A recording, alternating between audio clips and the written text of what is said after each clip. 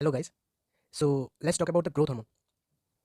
Now, growth hormone is a very important hormone in our body. The most important thing that we must know is growth hormone is actually secreted from the pituitary gland. And let's see how the gland looks. So this is the pituitary gland, you can see here in the image. This is the pituitary gland and this part is the hypothalamus. So this is the hypothalamus, and this hypothalamus, it secretes growth hormone releasing hormone. This growth hormone releasing hormone is secreted from the hypothalamus, and it is secreted into the anterior pituitary via the stalk. So this is the anterior pituitary and this is the posterior pituitary. Okay, so growth hormone is basically released from this anterior pituitary part. So this, what happens is, this hormone secreted from the hypothalamus, it stimulates the anterior pituitary gland, and inside this anterior pituitary gland, if we take a histological slide, then it looks like this. Now here are some cells which are stained pink. They are acidophilic cells, and these cells are also known as, this acidophilic cells, pink stain cells, they are also known as growth hormone secreting somatotroph cells. So these somatotroph cells, they basically secrete the growth hormone. Let's know about some facts about the secretion of growth hormone. Now the first fact is, these somatotroph cells which you can see here, they are consisting almost 50% of the total anterior pituitary cells. Total anterior pituitary cells, you can see here also, almost 50% of the cells are stained pink. These pink cells are the somatotroph cells, and they consist almost 50% of the total anterior pituitary cells. Then next fact is, this growth hormone, it is the most abundant anterior pituitary hormone. Anterior pituitary mostly produce this growth hormone, is most abundant, and also this growth hormone is actually released in pulsatile fashion. What do you mean by pulsatile fashion? Suppose if this is the graph, the growth hormone will be released like this in pulses. Okay, so now let's talk about the factors which affect the growth hormone secretion. Now there are some factors which stimulate growth factor secretion, like hypoglycemia. Then if there is decreased free fatty acids in the blood, then increased blood amino acids like arginine.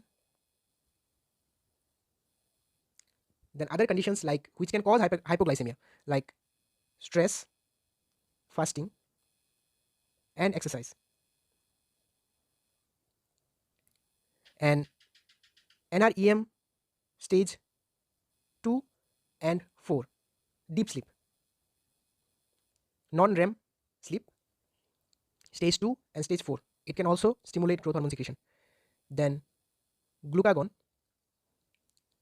ghrelin, other hormones like vasopressin, androgen, estrogen, then thyroid hormones, alpha adrenergic agonists, and dopamine agonists. Now there are factors which can inhibit the growth hormone synthesis. So that is opposite of hypoglycemia, that is increased glucose or hyperglycemia. Then opposite of this, that means increased free fatty acids in the blood. Then obesity is another factor which can inhibit growth hormone. Somatostatin can also inhibit growth hormone synthesis. Then insulin like growth factor 1, that is synthesized from the liver, that can also inhibit growth hormone. Then cortisol, then beta adrenergic agonist. You can see alpha adrenergic agonist or dopamine agonists, they actually stimulate the growth hormone, and here beta adrenergic agonist, it inhibits.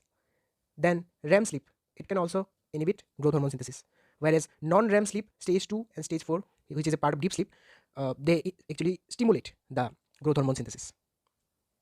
Now let's see about the functions of the growth hormone. So what are the actions? Basically there are direct actions of growth hormone, like when the growth hormone sits on the growth hormone receptor directly, and they impart some actions. Like, what are the direct actions? Growth hormone decreases the glucose uptake into the cells. decreases the glucose uptake in the cell, it increases lipolysis, it increases protein synthesis, it increases epiphyseal growth of the bone, and it promotes sodium, potassium, and water retention.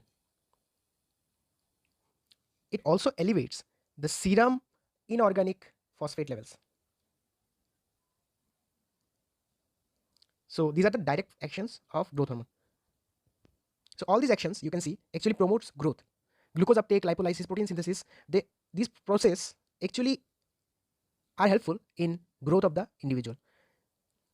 What are the indirect actions? Indirect actions are actually via insulin like growth factor, which is synthesized in the liver, and its synthesis is stimulated by the growth hormone. Now, what are those indirect actions? Like, it increases protein synthesis. IGF actually increases protein synthesis of chondrocytes. Then it increases linear growth, which you can see in puberty, like pubertal growth spurt. Then it increases organ size, definitely due to increased protein synthesis, and it is anti-lipolytic. It's a very important point.